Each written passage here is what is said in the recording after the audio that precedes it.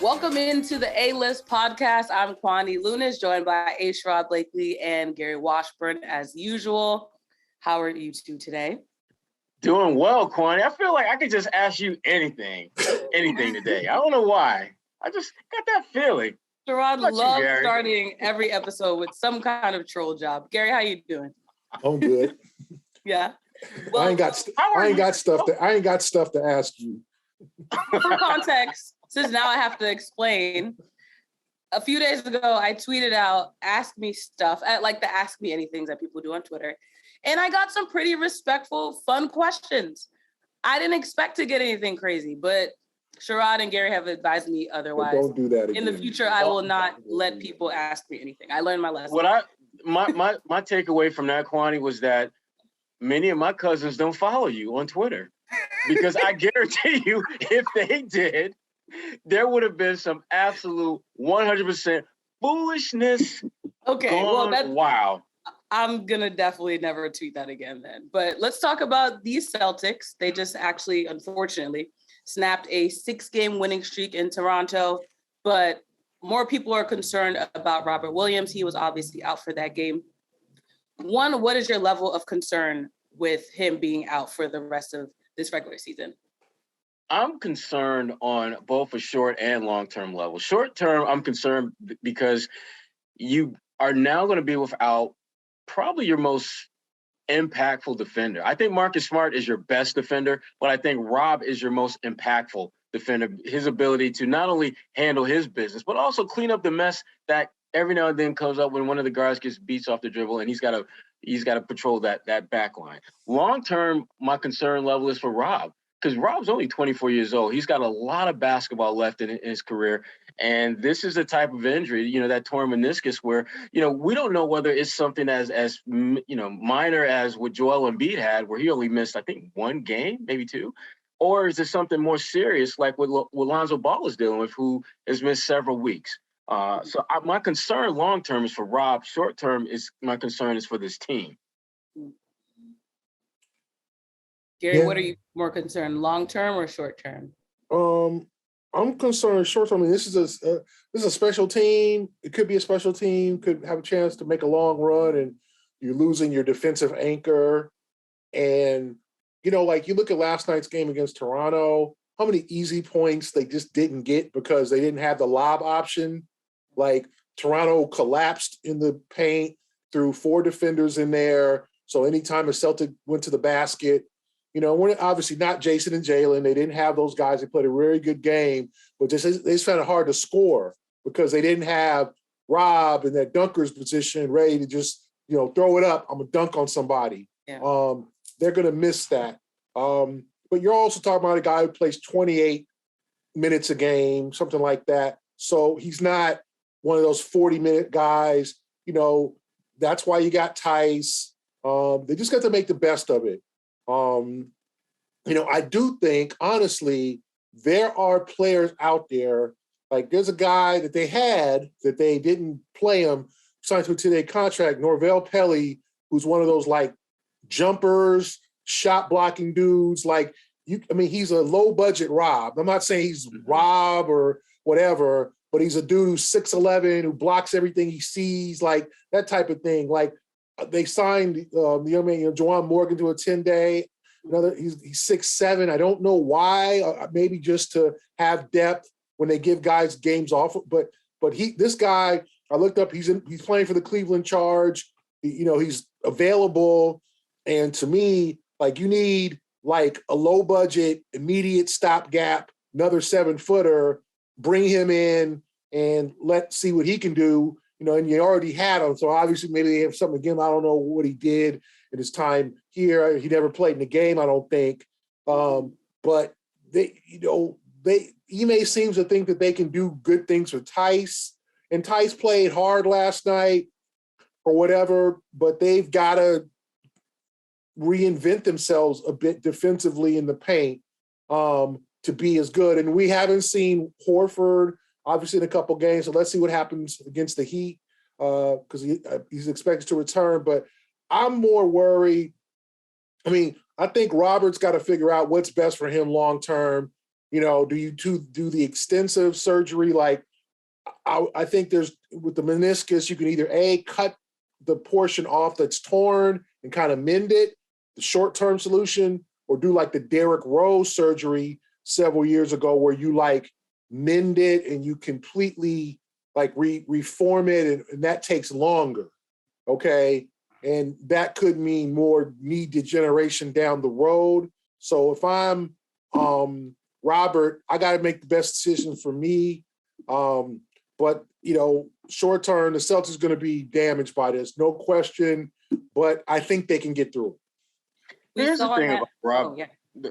Just real quick point I want to add. The thing about Rob, and we talk a lot about his ability to play above the rim, the way that he's that anchor defensively, can roam back to like a free safety or a strong safety, depending on which safety you prefer.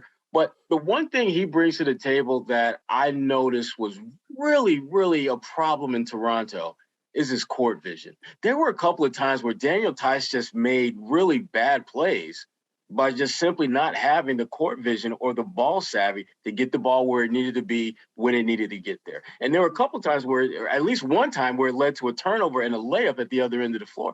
And when you get into a game that was so close down the stretch, those are the plays that ultimately kill you. It isn't the bad shot when you're down by 3 with 3 seconds to play. It's that turnover that you had that was an unforced turnover that shouldn't have happened because you had a guy on the floor who isn't quite as skilled in terms of his ball passing and court vision as the guy that's hurt.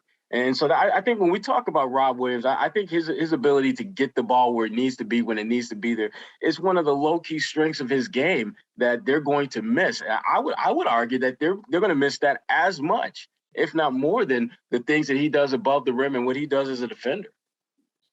And as we saw in that overtime loss, really in the overtime period, we had Marcus Smart and Grant Williams. It seems as though they were really tasked with trying to close out that game. And that's another void. Obviously, it was only because Jaylen and Jayson weren't there. They'll be back. They're probable for their next game. But what do you think is something that we need to see from this roster when it comes to stepping up and being able to fill a void when those two are not in the game? You got it, Gary. Well, I think Ime needs to trust the bench. I saw some good things from Sam Hauser against the Raptors.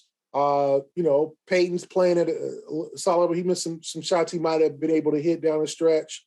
You know, they got to see who they have in some of these guys. You know, Aaron Nesmith, hey, you know, I mean, he's not Desmond Bane. He's never probably going to be this elite NBA shooter. Maybe he'll transform into that over years. But at this point, he's a 3-and-D and energy guy.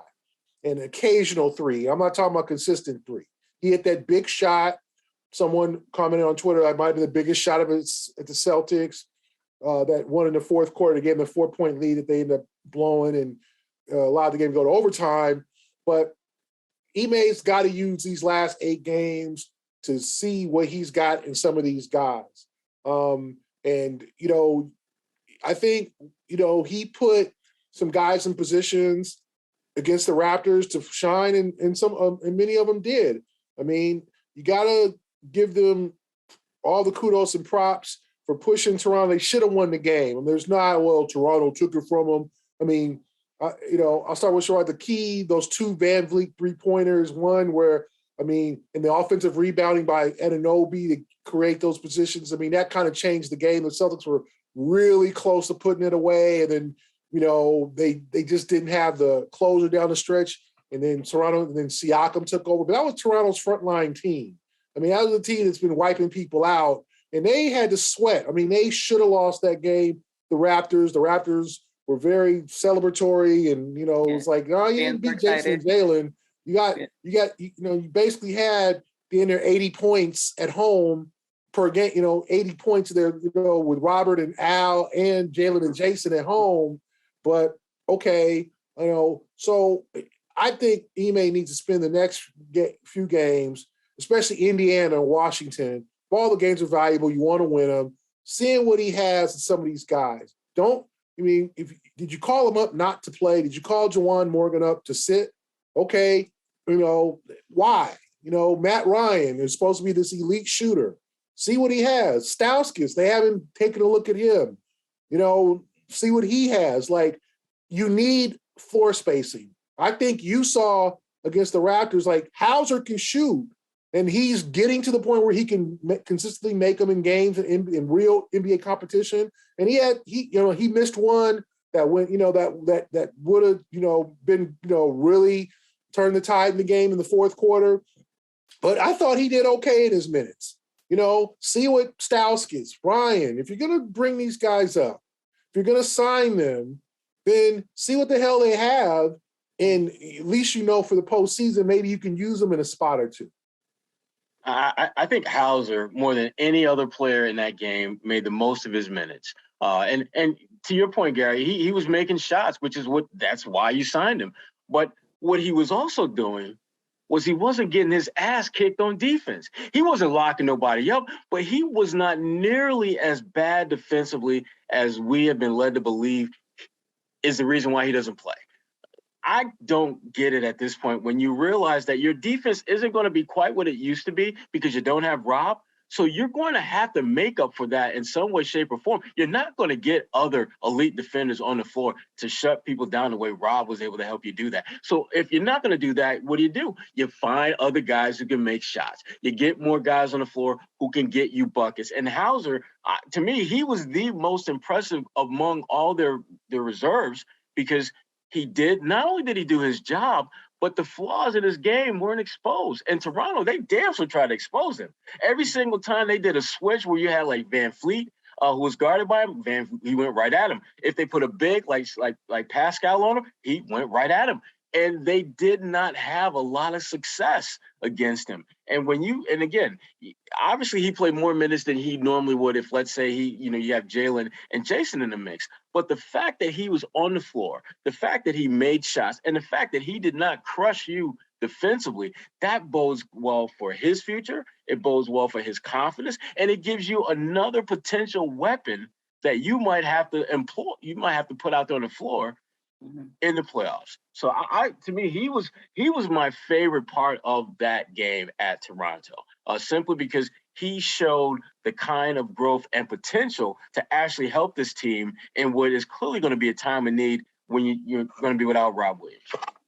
And Gary, you mentioned the Celtics needing to basically dig into that arsenal and see what they have, but also they were down for essential players. So do you think it's a good time for them to be experimenting when they are still trying to work their way up in the seeding? Yeah, that's a tricky situation. Like, you got the Miami game, and then you have the two games. I think they could maybe do that as Washington and Indiana, because but all those teams are going to come in and play hard. They know that they're, they want to knock the Celtics down a peg or two in the East, so they're not going to come in there and just just give up. But those are games you could particularly try. Then we'll see what happens on that season-ending 3-game road trip to Chicago, Milwaukee, and Memphis. But I think you've got to start toning down the minutes for Jayson and Jaylen. Like, for the first time, I really saw, like, Jaylen was on the end of the bench, stretching out his knee in the fourth quarter. Jayson didn't ride the exercise bike. He was icing his knee. Jayson does not sit on the bench when he's out of the game. He goes to the exercise bike. He did not go on the exercise bike at all against Minnesota. And then Ime puts him back in. Like, Ime made an interesting comment. Well, if it had been a 30-point, he's like, well, if it had been a more decisive game, we might have been able to play Jayson and Jaylen against Toronto. Like, Ime, you led by 20 most of the second half. I mean, they cut it to 80-63, and that was like the closest it had been. They cut it to 17. Like, what more do you want to see? That you had that game on lock. That's a lack of trust in his guys to me, because he's like, well, if it had been a 30-point game, 30? How many times you up 30 in an NBA game? Like, not very often. Even though Celtics have been very dominant over the last several weeks and all that. To me, like, it was 4 minutes left, and it took the Minnesota coach, Chris Finch, he threw in the towel. And then Ime took his guy. It's like, Ime, you got the dub. You're up 22 with 4 minutes left. Like, take them out. Rub it in. Give Jayson and Jaylen a break.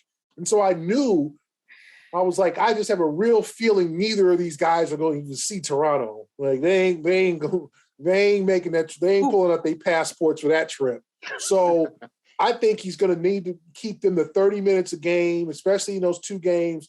And then, you see what happens in the last several games. The Memphis game, will Ja play because he's been out, but Memphis is 18-2 without him. Chicago is going to be desperate. Milwaukee, that could be a game for the number 1 seed. So these are big games, but I think you have some time. You got to cut down their minutes a little bit at least. You can't push them 35 to 38 all the way to the end and hope that they get a break in that, Sunday, and then game 1 for a playoff series will probably be Saturday. Yeah. I don't know. Like, I just think he needs to start trusting his guys more. I think last night he was forced to, right? He was forced to trust his guys. He put Hauser in. And as Sherrod said, Hauser was a +2. Pritchard struggled. Pritchard was 2 for 9 for 3 and all that, but he's trusted Hauser. Luke Cornett gave him good minutes. Luke looks like he can't play, but he can play. You look at Luke, you're like, man, you can't play, this freaking tall. But no, Luke can play. Luke's not gonna, dominate nobody, but Luke is he got a couple of tip-ins, offensive rebounds. He's 7 feet. He uses his 7 feet. Give him, 8 or 9 minutes. Like, you gotta give some of these guys a break toward the end of the season. You're not trying to win the regular season championship. This is not soccer. You don't get no President's Cup for best record in the East. That's true. Now it's time for some heat. We have our own games because we love games here. We've talked a little bit about the bench, and obviously people are going to need to step up as the season comes to a close, and obviously as they head into the postseason. So I'm going to list 4 players. You tell me who you're picking and why you're rolling with them as the person that needs to step up the most as we end this season off. So we have Derek White, Peyton Pritchard, Aaron Nesmith, and Daniel Theis. The player that needs to step up the most among those 4 is Peyton Pritchard. He's the guy that, frankly, is going to have a role. His role is to be a shot maker. That's literally why you're out there. Don't get crushed defensively and make some shots. And when he does that, we've seen how good they are when he's able to do his job. And Peyton's going to have to continue to do that job because, as Gary pointed out, and as we've seen just throughout the years, your core guys, your starters, play significantly fewer minutes the last week and a half of the regular season. That doesn't mean you've got to stop winning. That doesn't mean you got to stop competing. This is where Peyton comes into play. He's going to get more opportunities to be impactful, and he needs to continue to make the most of those opportunities, not only to help the team win, but also to keep a good rhythm about the flow of that second unit as they relate to the first unit. And again, he's the guy that I'm looking for that has to continue to play well and continue to step up so that everyone gets a little bit of the action and this team can keep rolling along, even when they got a core guy like Rob out of the mix. Mm-hmm. I'm going to say Derek White. I think the Celtics need to see the Derek White from the Toronto game, more assertive offensively, more confident with his shot. He wasn't fantastic from the field, but I just thought he did enough. I thought he was pretty good. I thought he was assertive defensively. He made some mistakes. He got ripped a couple times, but I thought he did well. No, he didn't. I'm sorry. 4 for 16. But 3 for 8 from 3. Okay, so but he was a +2, 8 assists, 6 rebounds. So he missed the 2-pointers. I think he tried to attack the rim, and Toronto defensively literally just packed the paint. Like, they were not going to let the Celtics get points in the paint.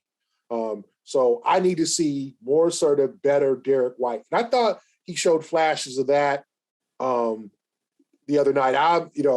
I'm stunned he only hit 4 shots. I thought I saw more than that. I was right there, but maybe because he hit 3 threes. I didn't know he went, I didn't see the 1 for 8 from twos, but that's what happened. It's on paper. But I need to see more assertive Derek White. I need to see more confident Derek White. And I need to see the guy that the Celtics traded a first-round pick for. Because if not, you could have kept Josh Richardson, to be honest with you. So he needs to show his worth, and this is his money time. This is why was Bill Parcells said, it's why you lift all them weights. This is what you do all this work for in this TikTok training sessions post-game. You do it to carry the team, make a big play in a playoff game, because the reason you got Derek White is to make 1 or 2 plays in a playoff game that's going to get you that dub. That's why you got him. You didn't get him to score 35. You didn't get him to pull out 15 rebounds or 10 assists. You got him to go, 12, 13 points, 6 assists, 4 rebounds, a couple of key steals, and good defense. That's why you got Derek White. That's what I need to see. It's on him. Okay. But I can tell you right now, in those TikTok videos, you don't see Derek White in them TikTok videos. So he may have more weight that I think he needs to carry going forward. He ain't exactly stressing he ain't trying to put the guns out. He is not trying to put the guns out. He is not that dude. And I don't think he ever will be that. But to your point, Gary, he needs to make open shots. I mean, to me, that's the part of Derek White's game that he needs to be more consistent with, because when you're playing with a guy like Tatum and Brown, you're going to get some good looks. And even when you're not on the floor with them, but you're on and they're off, he's still shown the ability to get to the rim. I mean, he's got a nice little kind of hesitation dribble drive game that he whips out every now and then that gets him to the rim where he can finish. He's got to be more impactful at the end of the day offensively, because defensively, he's solid. I love what he brings at that end of the floor. He's been pretty steady for the most part at that end of the floor, but his offense has been just up and down, and you need some semblance of consistency from him, because it's not like you're going deep into the bench. It's basically him, Pritchard, Grant. That's pretty much all you got. And Nesmith, kind of maybe sort of but not really in the mix. Derek has to be able to make the open shots, the shots at the rim, the type of, especially now with Rob out, you're going to need someone who can get you some points around the rim. And Derek White, I agree, Gary. I mean, he's a guy that you definitely looking to do that. But I still think they're going to need Pritchard to step up more than him. Well, looking forward to their next game on Wednesday against the number 1 team in the East right now, the Miami Heat. They have gone 4 for 6 in their last 10 games. And we saw when they lost to the Warriors that there was a little bit of a kerfuffle on the bench between Haslam and Butler. Do you think there's tension in Miami right now? If so, how will this affect their game against Boston on Wednesday? You damn right there's tension in Miami.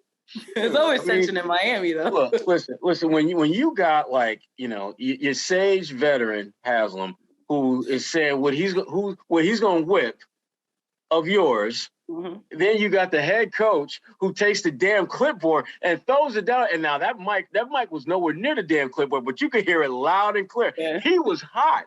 I love that, because that's part of the Miami culture. They are a feisty group. They love at times to hate each other, and they probably hate the fact that they love each other so much. That's who they are. But the problem with that now is this. They're not showing the ability to translate that energy in a positive way. Because remember, after that incident they made a nice little run for the rest of that particular game, but they still wound up losing. Then they followed that up with a loss to the Knicks, where they led by 17 going into early in the fourth quarter and wound up losing. And they just got off the snide with a win over the Sacramento Kings, which is not that big a deal, because the Sacramento Kings they're just a sack of crap for the most part. So you're not. It's like the good news is you won a game. The bad news is you beat a team that damn near pretty much anyone in the league at this point can beat. So I don't know for them whether they're right now, whether they've been able to put this behind them. That's why the Celtics game is so important. I would say it's more important for Miami than it is for Boston, because if Boston loses that game, well, you got the default excuse. We didn't have Rob, and we're playing a lot of guys that we probably would normally play. If they win that game, it's like, damn, Miami, we just whipped your ass. We're like, this ain't even our real crew. Yeah. This is like our. Who are you, Miami? This shouldn't be happening. So you're saying it's a win-win? I think I don't see how the Celtics lose this game, literally. I mean, if they win the game, great. And if they lose the game, they're still good. Miami is the one that really has the most to gain in this game. Yeah. What you got, G? I think that they're one of those teams that, how do I put it? Like, I think there's been a lot of talk about Miami this year. And they have equipped themselves because, Pat Riley's not getting any younger. He's like a Jerry Jones type. And I'm not talking about like he's more successful than Jerry Jones. The way I'm comparing them is their time is now because he wants to win one more championship before he fades into the sunset, before he retires and as an all-time great GM, coach, etc. So they've built this team. They get Kyle Lowry. They bring in Victor Oladipo. They bring in PJ Tucker. And they're never really been completely healthy. And two, now they're kind of imploding. And when you have Jimmy Butler as like the head of your snake, and he's a impulsive person, he's not been the greatest teammate, or been hard on his teammates. That's going to cause some dissension. Now, it worked out in the bubble. I mean, they beat up the Celtics in the bubble. They outworked them. They outclassed them. They punked them in the bubble. Last year, Milwaukee handled their business and took them out in the sweep. Now, I don't think we've ever really saw Miami the Celtics went down there and locked them down defensively, probably their best defensive game of the year, and just shut down the Heat, right? And then the Heat came up here to Boston, and they were shorthanded, and the Celtics ended up winning with a big second half in the middle of kind of their struggles, right? So we haven't seen the good Celtics against the good Heat at all. So I think it's really hard to judge. This will be an interesting game because the Heat, I know Tyler Hero's been out. I don't know if he'll go, and Gabe Vincent, I don't know if they're going to play, but this is Butler, Adebayo, Lowry, Robinson, Max Struss, PJ Tucker, even, I don't know if Oladipo will play or not, Dwayne Dedmon. Like, you've got almost a full roster. Hero would be a big loss because he's six-man of the year candidate, 20 points a game, 21 points a game. But I think that they're just they don't seem as engaged and close as the previous Heat teams I've seen. They just don't seem like they seem like they're destined for an implosion. They're very vulnerable as a playoffs because you put them against Milwaukee, because who would you pick for them to beat? Like, would you pick them in a 7-game series with the Celtics? Would you pick them against the Bucks? Would you pick them against the Sixers? Like, and they're the number one seed, and this is the number one seed, and you're telling me you wouldn't definitively pick them over the next 3 seeds. Yeah, I agree with that. Yeah, unmute yourself, Kwani. Yeah, look, rookie move here. No, I absolutely agree with you. So, Kwani I was like, oh, okay. Talking, is she miming? Yeah, is she miming? So my whole thing is I need to see the two teams go full at each other, which will be tomorrow. And what Miami has, because they got blown out by Brooklyn. They lost. I watched the fourth quarter against the Knicks. They were just completely confused. And then they come back and beat Sac, without De'Aaron Fox and Domantas Sabonis. Yeah. So what is that? What are we talking about here? So I think they're the flimsiest number one seed. I think I don't think they're scaring anybody right now. I think a month ago they did. Yeah. I think now everybody's looking at Miami like, Wayne afraid. You think Brooklyn's afraid of Miami? You think Kyrie and them are like, oh no, we don't want to play Jimmy Butler and them. No, they like, if we're 8 and they're 1, we good. We can get a game down there. I don't think anybody fears Miami, and maybe over the next 10 days they put fear into people. Maybe they beat the Celtics by 20 points tomorrow and say, hey, we back. So all that stuff that happened last week is gone. Yeah. Spoelstra's a master coach, but something doesn't seem right. They don't seem as close as they were in previous years. We've seen the Heat a lot over the years, obviously, and we've seen them just have that togetherness. And, you know, when Udonis Haslem is going at Jimmy Butler and guys are mad and Spoelstra's getting involved and emotional, he's the coolest coach on the sideline. Yeah. Something doesn't seem right. And I think they're a very vulnerable seed in this playoffs. I don't think Charlotte or Brooklyn or Toronto is looking like, that's a team we want to avoid. They'd rather avoid Milwaukee and the Celtics and Philadelphia. That's me. That's a really good point. Yeah, that is a good point. Makes me look forward to Wednesday night's game even more now. I was already looking forward to it, but now I'm a little more hyped up because you're right. The best of Miami and the best of Boston finally meeting will be an exciting matchup. Gary, Sherrod, I know you both have a lot of other things that you do besides this podcast.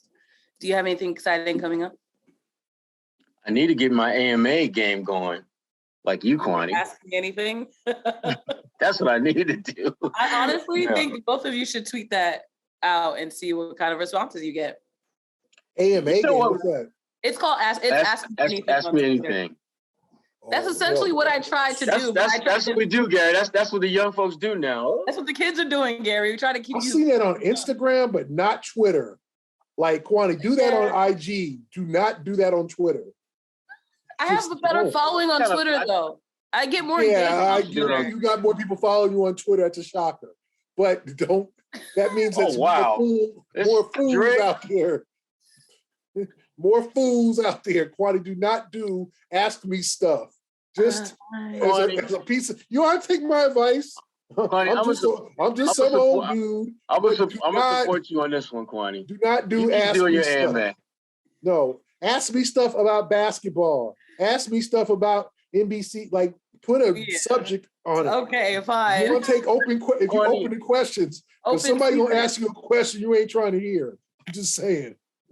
You keep doing it the way you do it, Kwani. And if someone asks you a question you don't want to hear, they've got mechanisms in place on social media where you can address that. Just don't be offended. All right, Sherrod, what you got? Other than you're asking me anything. No, just typically just more content on Ebony, on Bleach Report, also newsletter, fullcourtpress.bulletin.com. The next week or so, the Celtics closing out the season. I'll be on part of the road trip that they'd have to close out the season, where they're playing against Milwaukee. Well, they're playing against Chicago, Milwaukee, and closing things out at Memphis, which will be really interesting in how that's going to play out, because both of those teams are going to be looking at, at least the first round bye. And so how many guys are they going to throw out there to play? And will they be in position where a win could move them up a spot or things like that? So that's what I got coming. What do you got, Gary? Just following the Celtics through this travail, like obviously Miami and Washington, so Indiana, Washington, and that road trip next week, and also some other stuff I'm working on that I'll Sunday notes that I'll preview on social media. But I will not have people ask me stuff. Ask him what Don't ask me stuff. I want to almost tweet Gary a question. Gary, can I ask you something? No, you can't ask me a damn thing. Hell no. Don't ask me stuff. I don't do stuff. Okay. Anyway, that's it. And I said, and I just think it's an exciting time. Every game means something.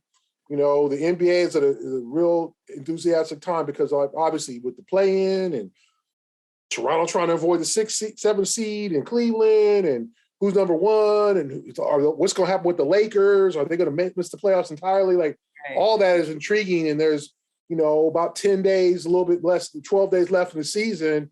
So it's going to be fun every day. Yeah. As long as folks know how to act and behave. I mean, you don't want anybody getting Will Smith out there. You don't want that to happen. He just had to find a way to get that into the episode. You just don't want to get Will Smith. I'm just saying. I hope the issue brings awareness to alopecia and how many people are dealing with that. But I'm honestly Will Smithed out. I saw the Fresh Prince was on TV. Like I can't do. I'm just tired of Will. Like Will, take a break, take a vacation, step back. Hiatus, a sabbatical. Yeah, just get out the spotlight for a while. I think Will's just been in the spotlight so long. Oversaturated. And but hopefully this brings awareness to alopecia and how many women are dealing with that disease and how judgmental we are when women do have hair loss issues and thinning hair issues and how much pressure women put on each other too. It's women on women too. Yep. The length of the hair and how we don't think that's taken seriously, how hard it is for that, to deal with that illness and that ailment. So I hope this just will, if anything positive, bring awareness to alopecia. Jerry's always bringing a fresh perspective to the pod. That's why we love you here. I try. I was on. I want to ask you more questions. Don't ask me stuff. Don't ask him. Let him volunteer information. I don't want to know you. I ain't gonna ask you stuff. Don't ask me stuff. There we go. I just want to ask no questions. Well, I've been working on stuff for the Hub today. You guys can follow me on Twitter. Don't ask me anything either, but I'll let you know when I'm back on the Hub. Ear piercing story? Are you getting any piercings? Not yet. I'll let you guys. I promise you guys will be the first to know when it airs. I will let you guys know. They're still editing that one. But that's episode 69 in the books. Sherrod pointed that out on the top of our listing. And this has been the A-List Podcast. I'm Kwani A. Lunis for Sherrod Blakely and Gary Washburn.